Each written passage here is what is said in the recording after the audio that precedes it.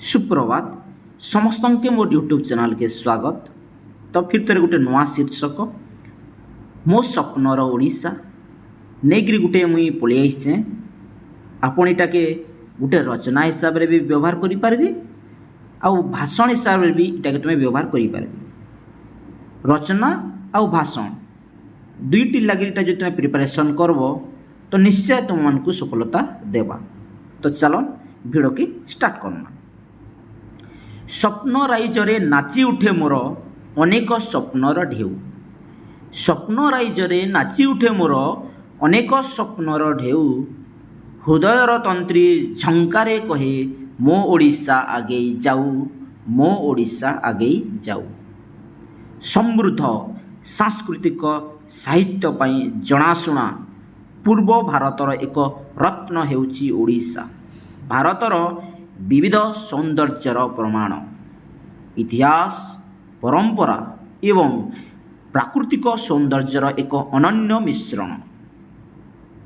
ओडिशा पाई मोर स्वप्न रे मु स्थिर करिछि जे एक स्थायी विकास सहित समृद्ध राज्य जोठारे समृद्ध सांस्कृतिक साहित्य आधुनिक अग्रगति सहित निरवच्छिन्न भावरे जड़ित।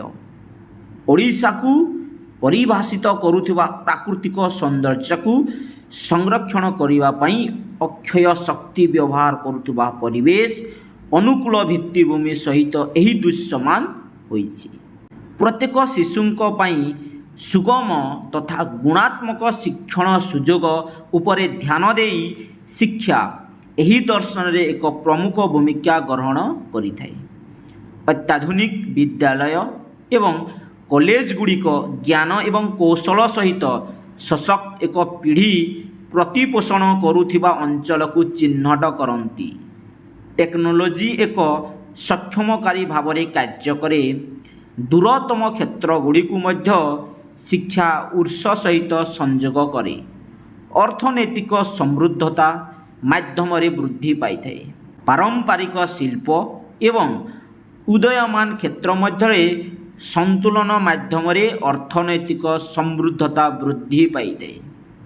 स्थायी कृषि अभ्यास उर्वर माटी को संरक्षण करुवा बेले अभिनव शिल्प नियुक्ति सृष्टि एवं अर्थनैतिक अभिवृद्धि रे सहायक होता है।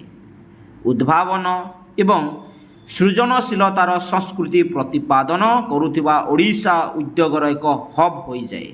पर्व एवं परंपरा गुड़िक सहित उत्साहर सहित पालन करा जाउतबा सांस्कृतिक स्पंदन एक मूलदुआ होई रही थाए। संग्रहालय एवं सांस्कृतिक केन्द्र गुड़िक ओडिशार इतिहास कला एवं हस्तशिल्प प्रदर्शन करे, जहा एक पीढ़ी पाई यार समृद्ध उत्तराधिकार संरक्षण को सुनिश्चित करे।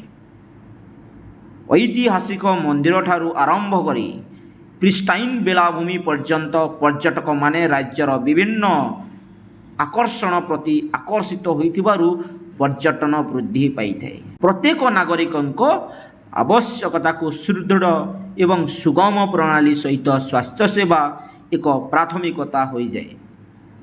प्रतिषेधक स्वास्थ्य सेवा उपरे ध्यान दे उन्नत चिकित्सा सुविधा एक सुस्थ जनसंख्या रे सहायक होता है। राज्यर विविध इकोसिस्टम सुरक्षा पाई पदक्षेप सहित परिवेश संरक्षण प्राथमिकता देइथाए। वृक्षरोपण वर्ज्यवस्तु परिचालना कार्यक्रम एवं संरक्षण प्रकल्प ओडिशा पाई एक स्थायी भविष्यत निश्चित करे।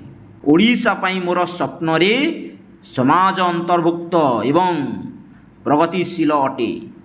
लिंग जाति किंबा अर्थनैतिक पृष्ठभूमि निर्विशेष समान सुजोग विस्तार करे। सशक्तिकरण प्रोग्राम गुड़िक एकता एवं सहभागी समृद्धिर भावना को बंचाई वर्गर संप्रदाय को उन्नत करती। वास्तव में ओडिशा पाई मोर स्वप्न परंपरा एवं आधुनिकतार एक समन्वित मिश्रण को कल्पना करे, जोठारे लोक माने एक स्थायी एवं अंतर्भुक्त परिवेश रे उन्नति करती, जहाँ प्रगति पाई एक मॉडल सृष्टि करिथाए, जहाँ देश को प्रेरणा देइथाए। তো আশা করছে স্টুডেন্টস মানে ই ভিডিওটা সমস্ত ভাল লাগিথিবা यूजफुल হইতিবা ভিডিওকে লাইক কর শেয়ার কর ফার্স্ট টাইম আসছ তো চ্যানেলকে সবসক্রাইব কর ধন্যবাদ।